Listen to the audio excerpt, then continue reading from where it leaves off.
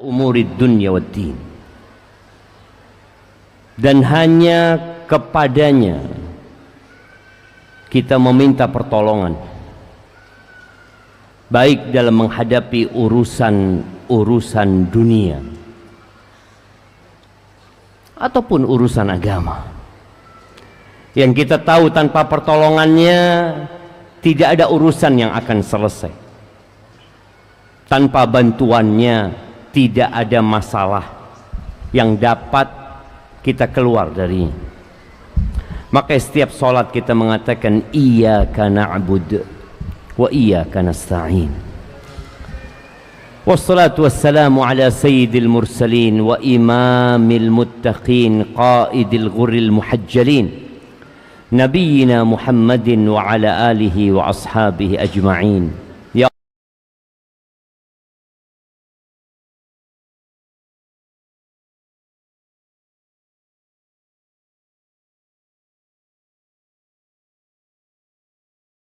Semoga Allah meridai kita bersama mereka. Amma ba'd. Nah, apa tema kita hari ini? Bagaimana jangan tergelincir di usia senja. Kenapa kok ikut hadir? Udah senja. Kasih hadiahnya aja. Mana hadiahnya? Ya, tema kita bukan hanya untuk yang sudah tua. Yang muda juga membutuhkan tema ini. Karena kita tahu buah kelapa itu enggak selalu yang tua jatuh duluan. Yang di rumahnya ada pohon kelapa, dia ngelihat ada buah-buah yang masih muda, yang kecil sudah jatuh. Ahibati fillah, hanya saja orang yang dikasih umur panjang terkadang anak capek menghadapi kehidupan ini, sampai berpikir kayaknya kalau mati cepat itu lebih enak. Tapi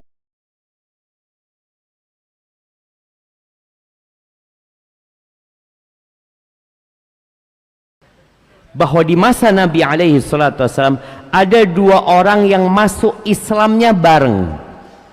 Jadi dulu ceritanya bukan lahir Islam, lebih banyak yang masuk Islam karena mereka setelah besar tahu Islam, bahkan sudah tua renta baru masuk Islam. Dua orang ini masuk Islamnya bareng, hijrahnya bareng. Itu lebih tekun beribadah daripada yang satunya. Si A ini lebih tekun beribadah daripada si B. Subhanallah, si A meninggal duluan.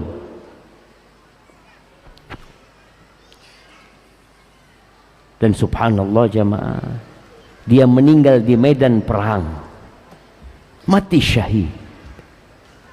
Yang si B biasa-biasa aja, setahun kemudian mati biasa. Lalu Talha bin Ubaidillah bermimpi. Dalam mimpinya seakan-akan kiamat telah terjadi. Dia berada di pintu surga. Tahu-tahu ada dari surga yang membuka pintu dan memanggil si B. B masuk surga.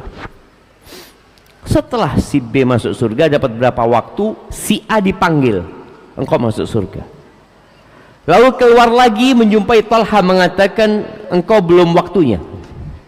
Bangun Talha bin Ubaidillah, ceritalah tentang mimpinya di kota Madinah sampai berita itu ke telinga Rasulullah SAW. Penduduk Madinah heran, kok bisa si A itu masuk surganya setelah si B, padahal secara amalan lebih banyak si A. Ketekunan dia, mati syahid. Akhirnya Rasulullah SAW memberikan tanggapan. Beliau mengatakan, ayo jibukum, apa yang membuat kalian takjub, kata dia. Ya Rasulullah, ini lebih semangat, lebih tekun, mati syahid. Tapi kok si B masuk surga duluan, kata dia. Ama asya ba'dahu sanah, bukankah si B ini umurnya tambah setahun, matinya setahun kemudian? Iya ya Rasulullah. Ama adraka Ramadan, bukankah dia mendapati bulan Ramadan? Naam ya Rasulullah. Bukankah dia sholat selama setahun, tuh berapa sholat yang dia lakukan? Maka ternyata tambahan umur itu nikmat, jemaah, sehingga orang bisa bertobat, bisa bertambah amalannya. Nabi SAW mengatakan beda derajat antara si A sama si B sebagaimana antara langit dan bumi, jemaah. Maka nggak jadi minta mati antum, minta diberkahin umurnya. Kalau memang harus minta mati karena penyakit yang menimpanya, karena musibah yang silih berganti sehingga dia tidak mampu, jangan minta mati, karena nggak tahu mati itu baik atau enggak buat antum. Maka minta sama Allah, Allahumma ahyini in kanatil hayatu khairan. Ya Allah, hidupkan aku kalau hidup itu baik buat aku. Wa tawaffani idza kanatil wafatu khairan. Dan matikan aku kalau kematian itu baik buat aku. Karena kita nggak tahu, jemaah. Dan orang yang umurnya 60 tahun, kata Nabi alaihi salatu wassalam di hadis yang diriwayatkan Imam Bukhari, a'dzarallahu ila mri'in akhara ajalahu hatta ballaghahu 60 sana. Allah telah memberikan uzur, Allah telah memberikan kesempatan buat orang yang dikasih umur 60 tahun. Nggak ada lagi dia bisa beralasan. Mau alasan apa engkau? Engkau umurmu 60 tahun, melewatin fase muda sampai umur 40 tahun, puncak dari umur muda seseorang, masih ditambahin umurnya, terus nggak bertobat kepada Allah Azza wa Jalla, masih nggak datang ke rumah Allah. Apa alasanmu gitu loh? Ahibati fillah, orang yang usia senja di negeri kita diapakan? Jemaah, siapa yang mau jawab? Orang usia senja di negeri kita itu diapakan? Enggak lah. Masih ini ada orang-orang sepuh nggak di panti jompo? Ini ada. Diberhentikan dari bekerja. Mana hadiahnya? Kasihkan hadiahnya. Dipensiunkan. Engkau sudah tidak berharga. Kira-kira orang yang dipensiunkan itu kenapa dia disuruh berhenti? Nah, sudah tidak produktif, kesian sudah. Lebih baik mati dia. Kasih hadiah itu yang ngomong tidak produktif. Umur pensiun di negeri kita berapa? 60. Berapa? 55. 58, 56, mana yang betul ini? 60, 58, 56. Yang pegawai negeri 57 loh, 57 lagi. 50, 60. Oh sama kayak ini 60. Enggak, anak butuh yang dari pemerintahan, resmi datanya. Iya ada 55. Kayaknya tergantung pekerjaannya. Semua benar mungkin jamaah. Iya, ada yang 55, ada yang 56, ada yang 58, ada yang 60. Betul. Hadiahnya habis, nggak cukup kayaknya buat antum semua. Tapi kita lihat dia diberhentikan sebenarnya dari bekerja. Kenapa? Mungkin tidak produktif. Padahal boleh jadi seorang muslim semakin tua lebih produktif lagi. Cuma secara fisik ya tubuhnya sudah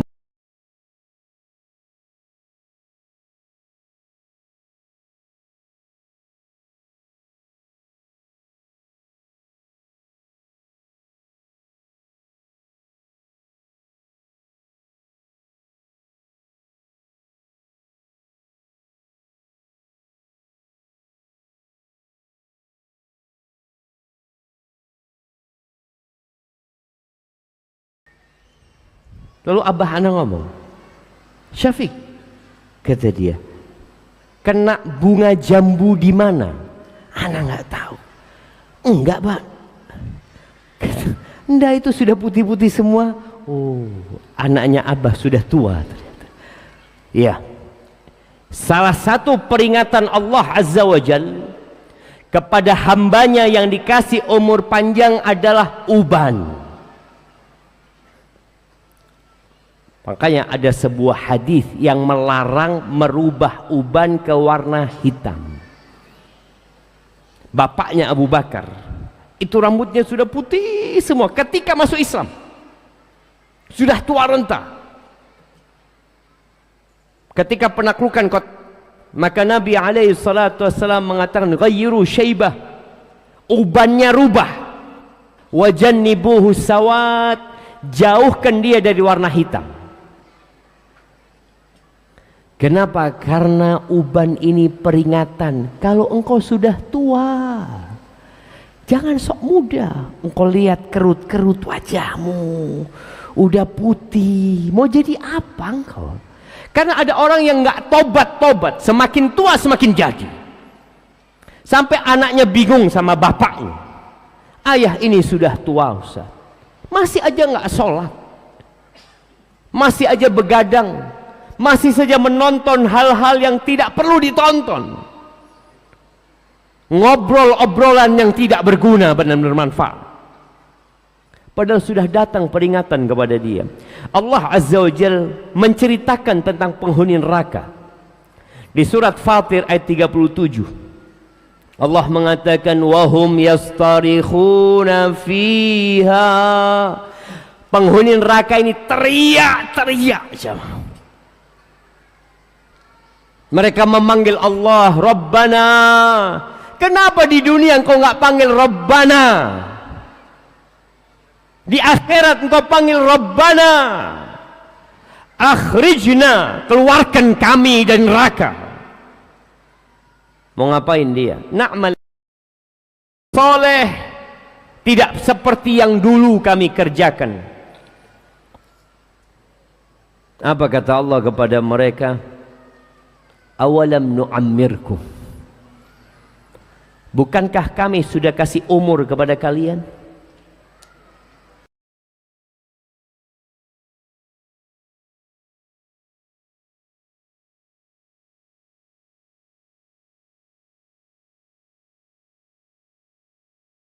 Kepada kalian peringatan, tapi kalian nggak mau ingat. Sedih kita jamaah ketika ada orang yang sudah tua masih jauh dari jalan Allah Azza wa Jal. Ada 3 orang yang Allah tidak akan melihatnya. Salah satunya Syekhun Zanin. Syekh itu udah di atas 40 tahun. Jadi yang sudah 40 tahun jangan ngaku muda. Engkau sudah syekh. Pemuda itu dari baligh sampai umur 40 tahun. Tapi ini orang sudah syekh, sudah lewat 40 tahun masih berzina. Allah nggak akan lihat sama engkau. Nggak akan diampuni dosanya. Nggak akan dibersihkan nih orang. Padahal Allah itu Maha Pengampun. Tapi ada dosa-dosa yang Allah murka sama orang ini, sehingga Allah azab orang tersebut. Walaupun dia tidak kekal di neraka apabila dia masih muslim, tapi Allah tidak akan membersihkan orang itu. Kalau anak muda berzina, wajar apa enggak wajar? Wajar apa enggak wajar? Hah? Enggak wajar jemaah. Enggak wajar. Enggak ada alasan orang berzina, tidak ada. Mengatakan lingkungannya, Ustaz, gimana anak kuliah digodain sama perempuan, anak mau ngomong apa? Allah mengatakan fankihu, nikah kalian. Fankihu ma tabalakum minan nisa, nikah yang baik-baik dari wanita-wanita itu berapa? Oh, bapak-bapak kalau suruh dengar ayat ini, siap Ustaz. Bismillah. Mathna wa thulatha wa ruba. Fa in khiftum alla ta'dilu fawahida aw ma malakat aymanukum. Enggak ada alasan orang berzina. Cuma anak muda ini punya syahwat yang mungkin berbeda sama orang tua. Orang ini sudah sepuh, biasanya sudah punya anak, punya cucu, masih berzina. Allah murka aja. Nah, ya jamaah, mungkin kita bisa berdiri sedikit lagi. Ya Allah, antum daripada capek duduk berdiri lagi lah. Bismillah. Nah, ya Allah berdiri jamaah, antum jangan lihat doang. Bismillah. Sambil digerakkan tangannya ke atas. Ya, ana doakan yang berdiri masuk surga duluan. Amin. Nah, maju 1 senti aja. 1 senti, terus duduk antum. Bismillah. Segini 1 senti. Iya.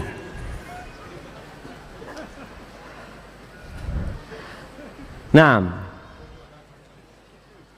Masya Allah, mudah-mudahan yang berdiri semua masuk surga, yang duduk juga masuk surga jamaah. Nah, udah bisa masuk yang di pintu? Katanya masih banyak yang di pintu nggak bisa masuk tadi jamaah.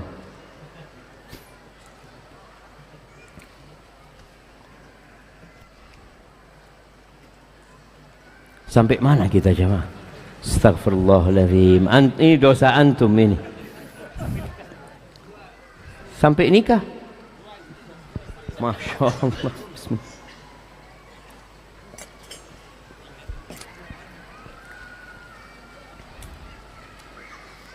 Gak ada alasan berzina.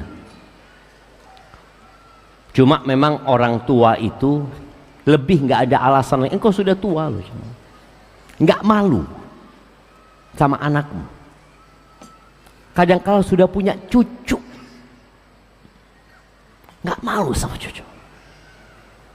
Ada orang yang kadangkala terus berbuat dosa sampai tua di penjara. Antum kalau berangkat ke penjara orang-orang berkelas. Jadi yang nyurinya itu bukan ayam jam. Nyurinya itu uang negara. Uang rakyat. Itu sudah tua ada di penjara. Ya Allah. Haibati fillah. Yang lahir dan tumbuh besar dari keluarga muslim belum tentu mati Islam. Catat itu.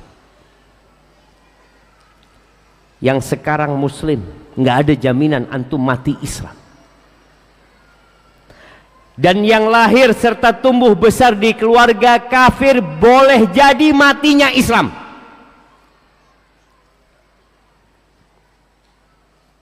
Lahir Islam itu nikmat, maka harus disyukuri. Dijaga itu nikmat Allah Azza wa Jalla. Dan mati dalam kondisi Islam itu taufik dan karunia dari Allah Azza wa Jalla. Serta kita disuruh berusaha. Hampir setiap Jumat khotib membacakan firman Allah, ya ayyuhalladzina amanu taqullah haqqa tuqatihi wa la tamutunna illa wa antum muslimun. Jangan mati kecuali dalam kondisi Islam jemaah. Perlu perjuangan. Nah, Al-Imam Ahmad rahimahullah meriwayatkan sebuah hadis dari Anas bin Malik radhiyallahu taala anhu bahwa Rasulullah sallallahu alaihi wasallam bersabda, "La 'alaikum an la ta'jabu bi ahadikum hatta tanduru bima yuhkamu lahu." Enggak apa-apa kalian itu jangan takjub sama orang, jangan takjub dengan seorang pun. Sampai kalian melihat bagaimana dia matinya. Gimana matinya dia? Oh, fulan ustaz, fulan tuan guru, fulan buya, masya Allah. Semoga Allah memberkahi mereka. fulan Ustaz orang soleh Ustaz. Tunggu dulu sampai mati engkau lihat dia. Fa innal amil ya'malu zamanan min umrihi au burhatan min dahrihi bi'amalin salih. Sesungguhnya seseorang itu ada yang umurnya dia gunakan untuk beramal soleh. Ada satu fase dari hidup dia digunakan untuk beramal soleh. Lau mata alaihi dakhalal jannah. Kalau dia mati dalam kondisi beramal soleh, insya Allah masuk surga. Thumma yatahawwal, kemudian tergelincir dia jamaah. Artinya fase dia beramal soleh nggak sampai mati. Setelah dia beramal soleh, tahu-tahu dia berubah. Tergelincir, ya'mal faya'mal amalan sayyi'a, lalu dia beramal dengan amalan yang buruk jamaah. Ada yang seperti itu. Lalu sebaliknya, wa innal abda la ya'mal, ada orang yang di fase umurnya dosa saja, perbuatan maksiat dia lakukan, thumma yatahawal, kemudian dia berubah, yang istilah sekarang hijrah. Kita lihat, ya Allah fulan ini Zat kerjanya maksiat tuh Zat. Tahu-tahu dia ada soft pertama, dia beramal dengan amalan kebaikan. Lalu kata Nabi SAW, wa idza aradallahu bi abdin khairan ista'malahu qabla mautih.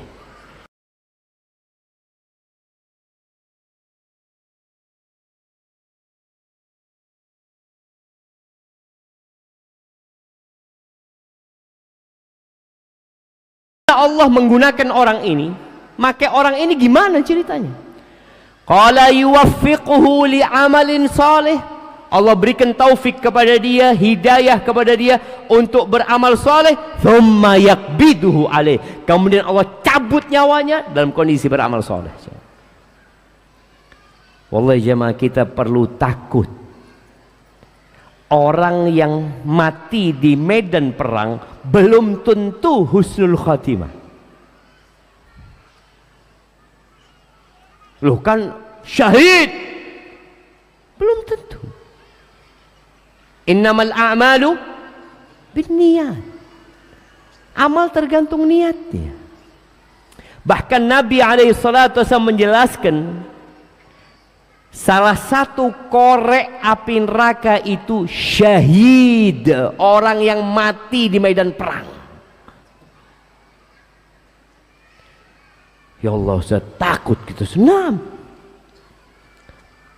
Al-Imam Bukhari meriwayatkan sebuah hadis bahwa dalam satu peperangan, para sahabat menghadapi musuhnya orang-orang musyrikin.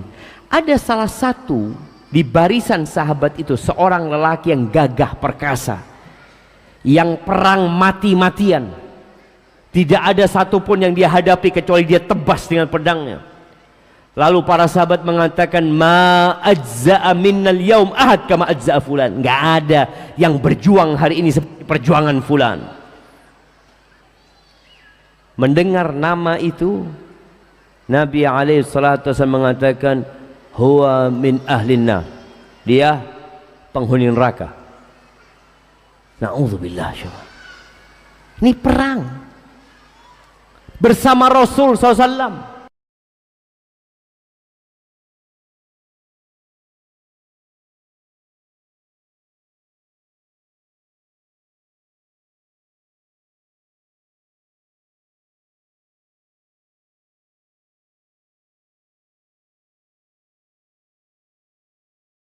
Bunuh diri. Dia terluka, nggak tahan dengan sakitnya, dia ambil pedangnya, dia jatuhkan dadanya. Rasulullah SAW mengatakan, innamal a'malu bil khawatim, amalan itu tergantung penutupnya. Maka antum jangan GR sekarang kalau antum orang soleh. Kenapa kita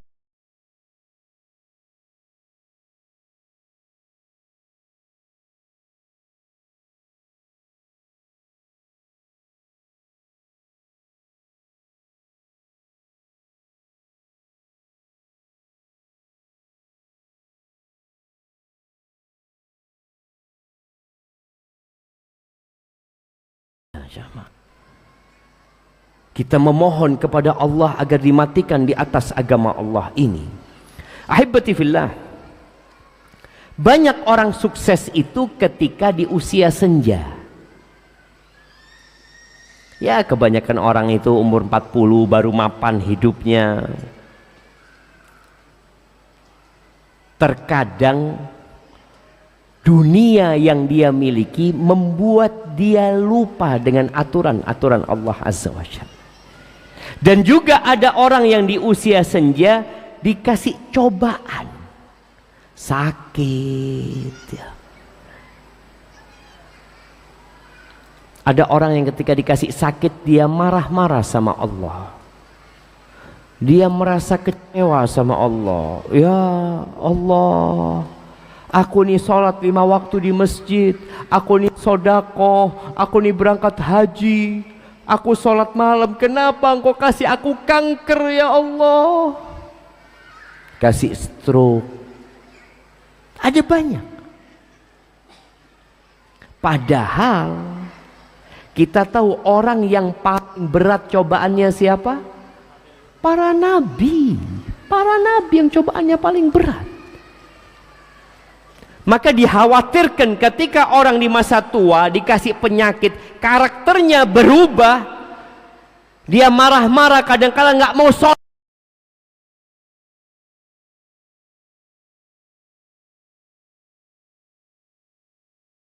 Siapa? Elon Musk, Bill Gates. Mereka bukan orang-orang beriman. Kalau ada orang yang berpikir engkau beramal soleh mencari dunia, menderita kita di akhirat. Karena engkau cari dunia. Ada orang yang doanya Rabbana atina fid dunya, ya Allah berikan kenikmatan dunia ya Allah. Apa kata Allah? Fama lahum fil akhirati min khalaq. Akhirat nggak dapat apa-apa dia. Karena dia cari dunia. Ahibati fillah, kita perlu takut dengan masa senja. Yang kita nggak tahu anak kira-kira nanti ketika tua seperti apa anak. Apakah anak akan bersabar kalau dikasih cobaan sama Allah? Kita nggak ingin dikasih cobaan sama Allah. Kita ingin dikasih afiah, sehat, selamat. Tapi hidup ini tidak selalu seperti yang kita inginkan. Allah itu fa'alun lima.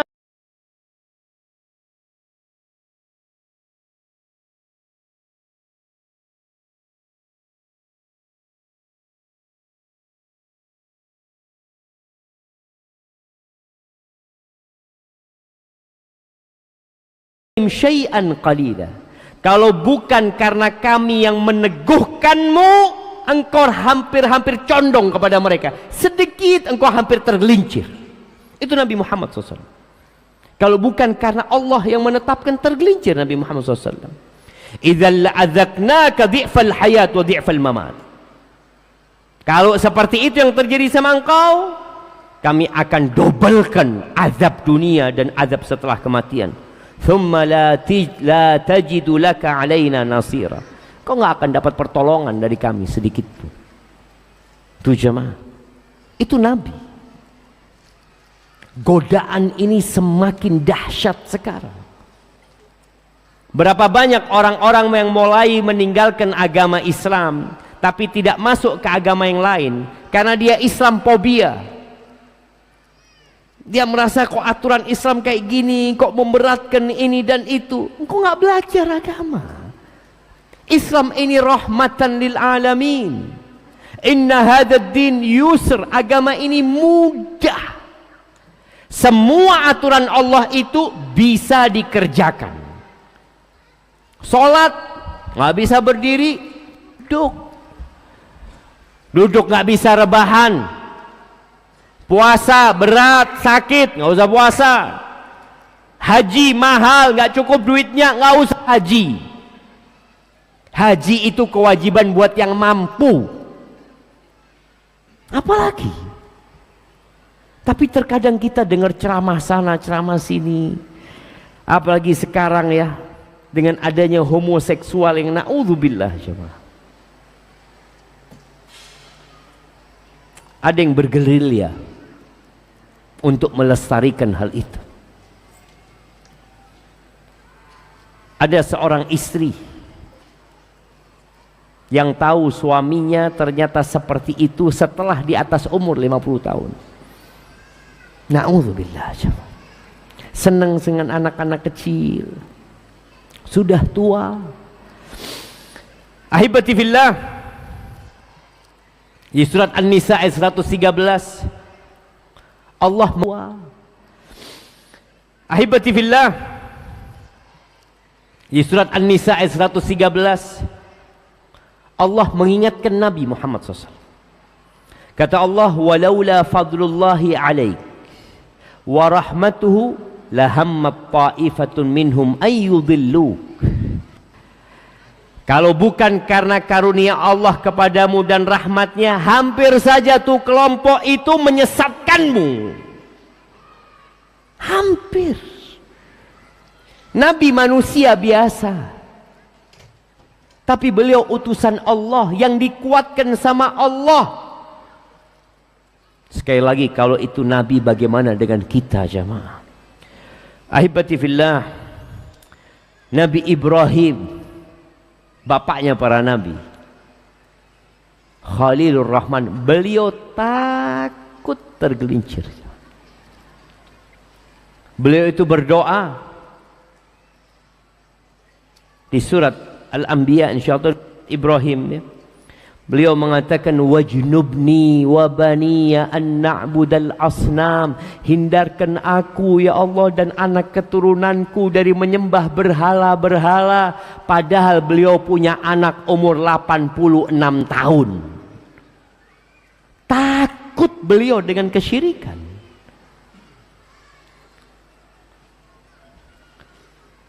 Nabi Yusuf ketika di masa muda, kita tahu ya, godaan dan ujian yang Allah berikan kepada Nabi Yusuf. Di satu rumah kumpul dengan wanita cantik, dan wanita ini mau sama Nabi Yusuf. Lari Nabi Yusuf. Kira-kira antum lari? Jamaah, ketika antum digodain sama perempuan, antum lari? Berani antum lari? Nggak enak Ustaz. Nabi Yusuf lari sampai ke pintu, ditarik baju.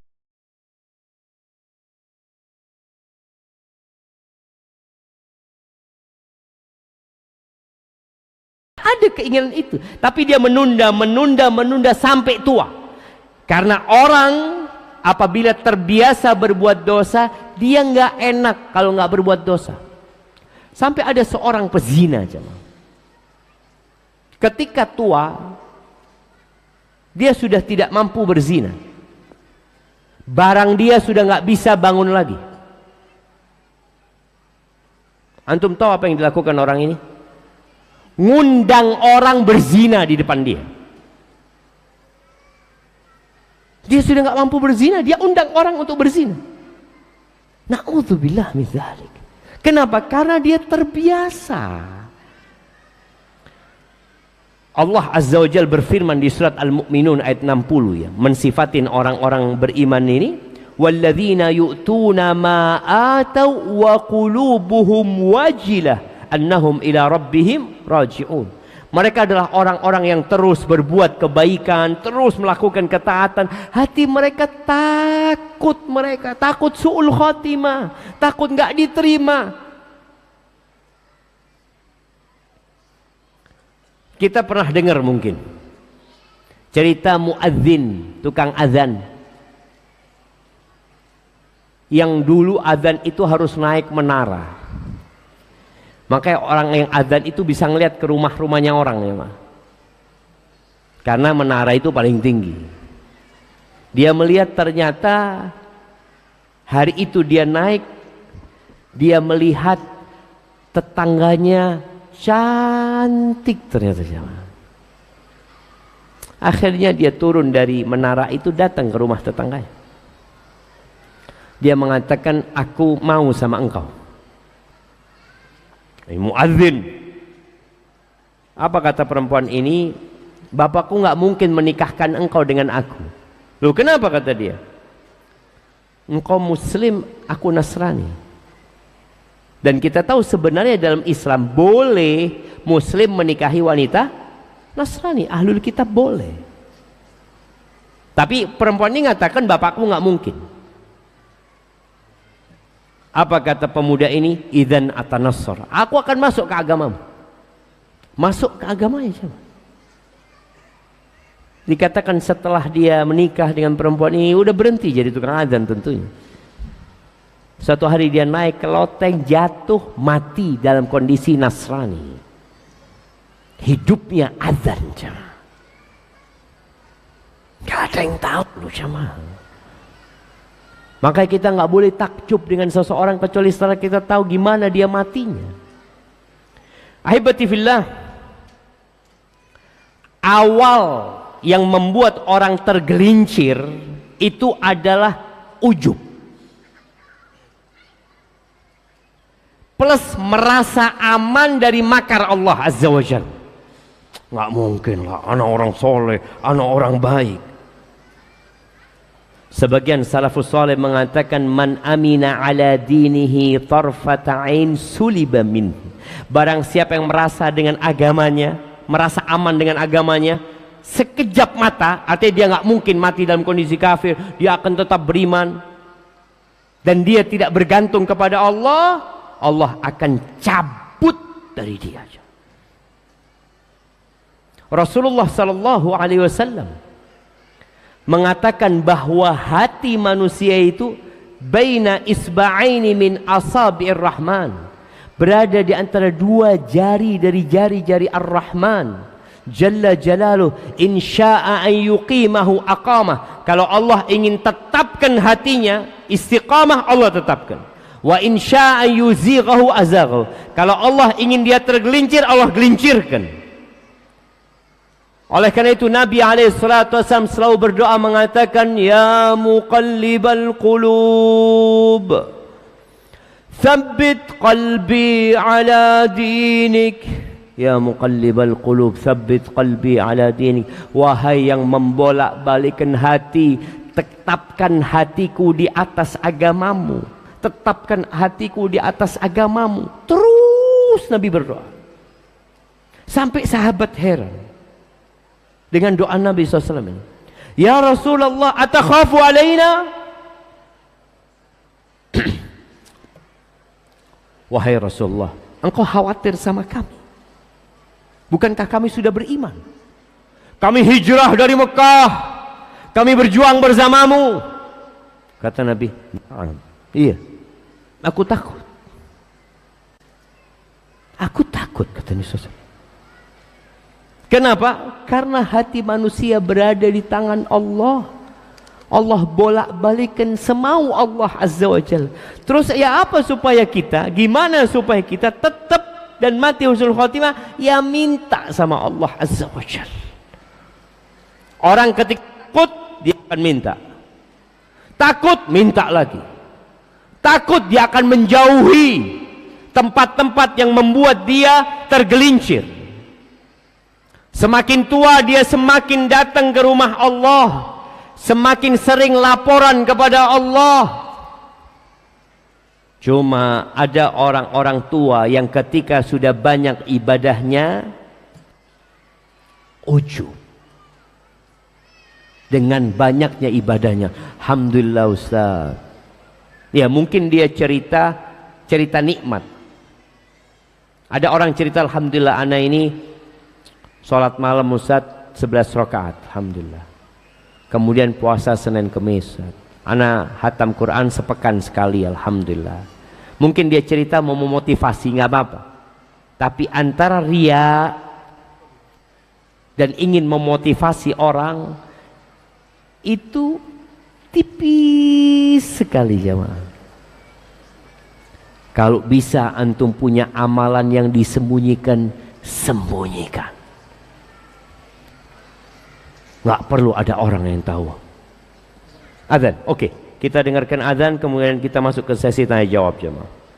Barakallahu fikum.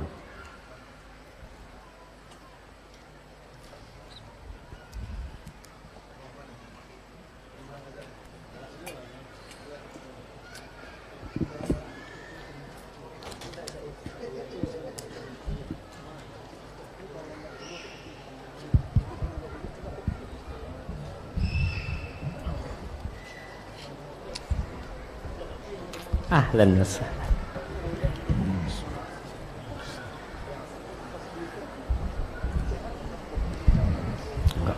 Jangan bang. Allahu Akbar.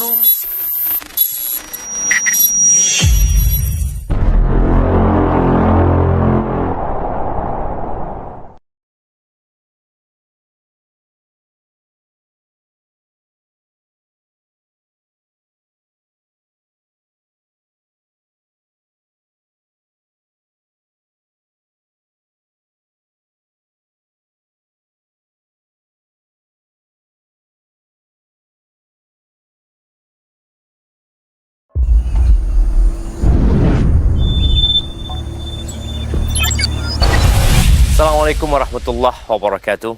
Alhamdulillahirrabbilalamin. Markas Nusantara Al-Hijrah sudah mulai beraktivitas. Kegiatan-kegiatan, ta'lim, bahkan sholat 5 waktu juga sudah dipakai di lantai basement. Dan Alhamdulillah sekarang kita lagi membangun lantai 2-nya. Ahibati fillah, proyek kebaikan itu banyak di mana-mana. Membangun masjid, membangun sekolahan, berbagi dengan fakir miskin, ya.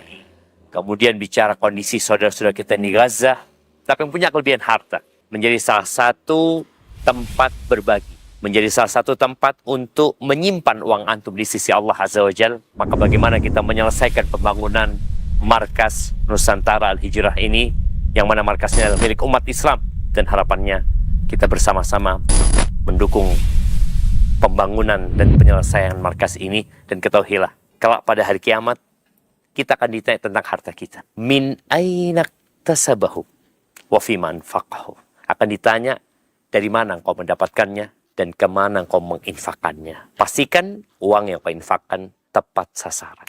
Barakallahu fikum. Wassalamualaikum warahmatullahi wabarakatuh.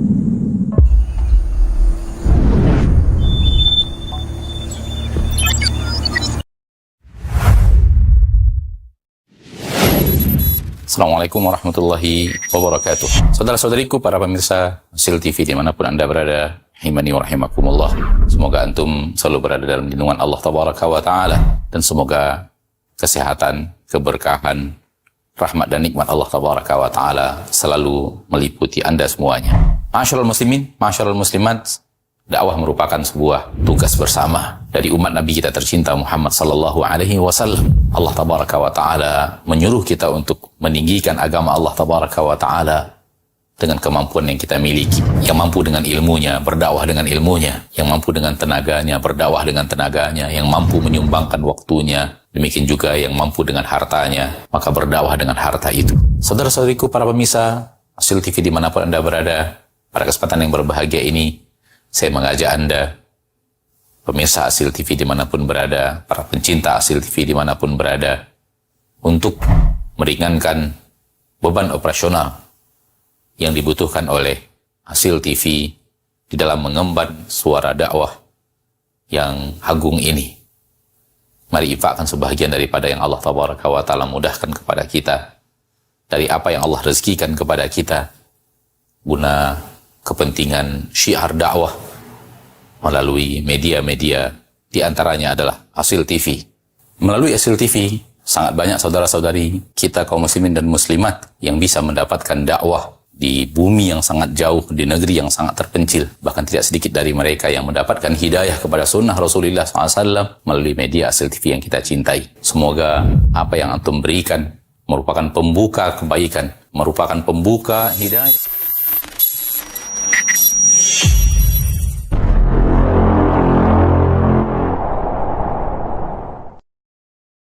Segera bertobat. Tapi ini ada orang yang istiqomah, taat, tahu-tahu menyimpang. Maka beliau menyebutkan, Boleh jadi satu dari dua hal. Yang pertama, dia tidak bersyukur atas nikmat hidayah. Dia tidak mensyukuri itu nikmat. Dianggap biasa-biasa aja. Padahal itu nikmat yang agung, yang harus dijaga. Atau yang kedua, dia pernah mencela dan meremehkan orang lain yang tergelincir. Fulan ini gimana ya, kata. Dulu soft pertama, sekarang soft terakhir, nggak sholat kadangkala. Jangan loh, antum doakan kawan antum, jangan malah dicela sama antum. Doakan, atau antum mau kasih nasihat, kasih nasihat, jangan dijadikan bahan gunjingan dianya. Baik, ini ada beberapa pertanyaan yang masuk. Tunggu anda lihat yang berkaitan dengan tema kita. Ini ada yang nggak berkaitan. Dia mengatakan, Ustadz, ana pernah melihat biografi Imam Ahmad. Kalau sang imam baru berfatwa ketika umur 40 tahun. Pertanyaan ana, apakah hal itu masih bisa diterapkan di zaman sekarang? Ahibati fillah, Imam Ahmad baru selesai menuntut ilmu umur 40 tahun. Dan beliau menikah pun setelah umur 40 tahun. Karena beliau keliling kemana-mana.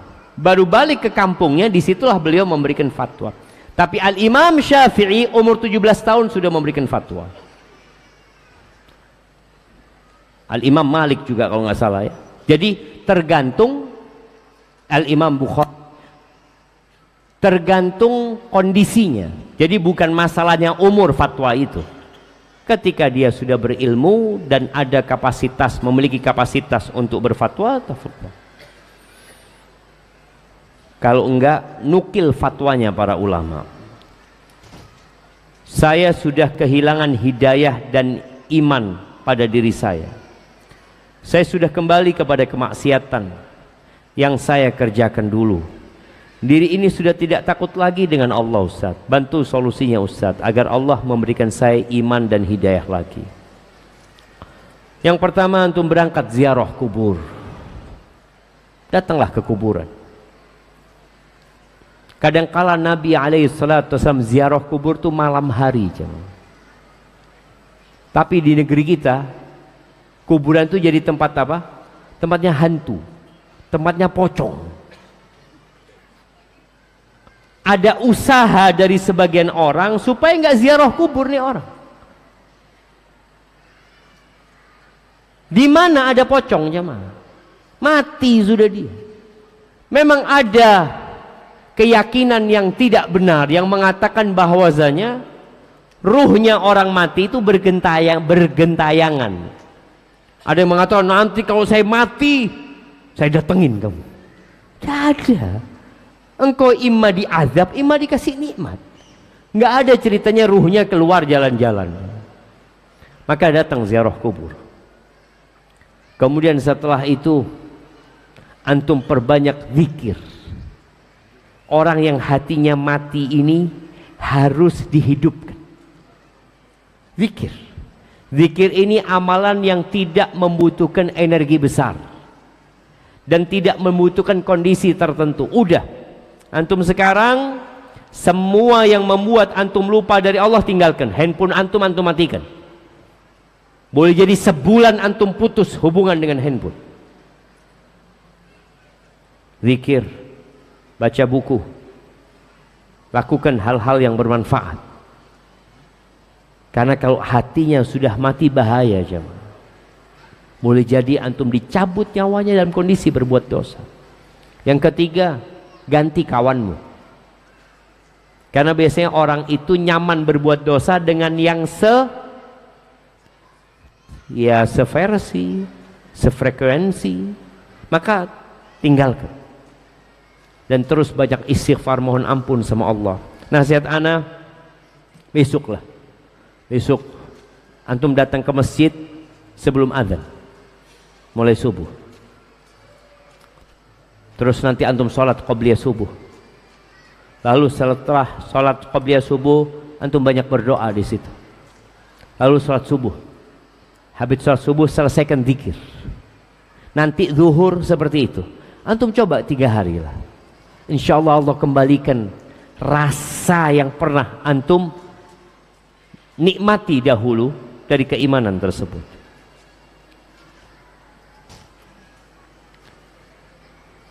Nah, ini mungkin pertanyaannya mirip dengan yang tadi. Ana ingin bertanya, istri ana mu'allaf. Kami sudah 8 tahun menikah, tapi belum diberi keturunan. Gimana caranya Ustadz supaya kami sabar menerima ujian ini dan ikhlas? Jazakallahu khairan.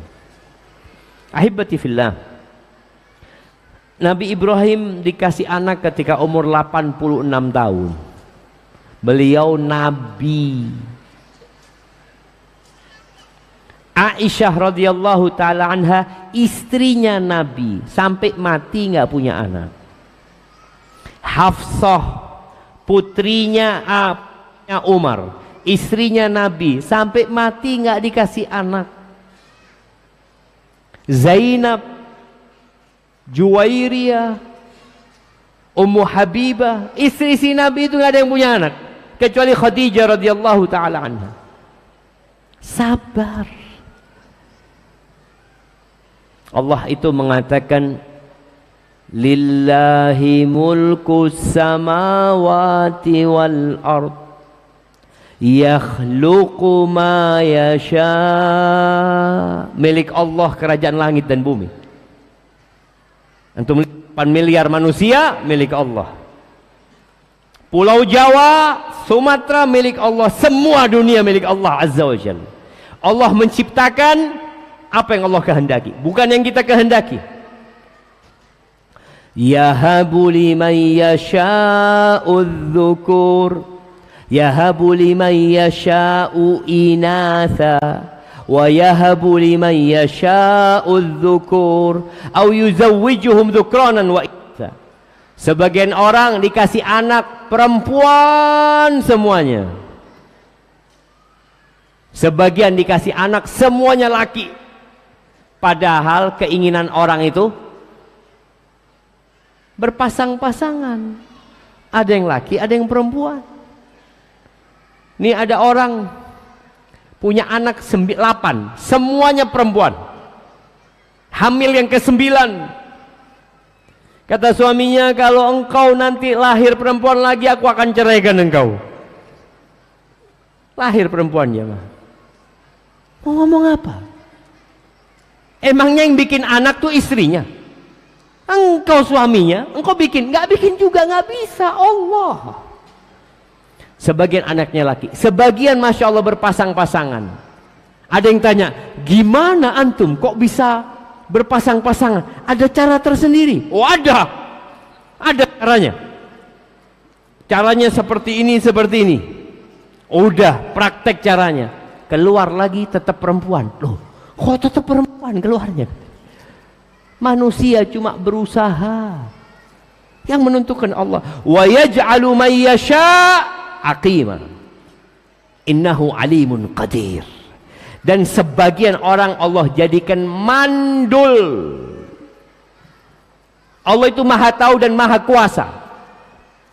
Maka engkau jangan khawatir. Anak itu bukan sumber kebahagiaan.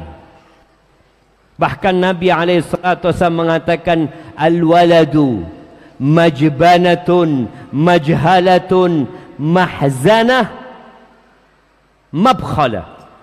Anak itu sumber kesedihan,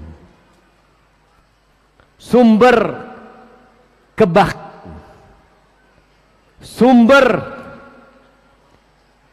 kebodohan. Mahzanatun mabkhalatun majhalah. Satu lagi tadi apa?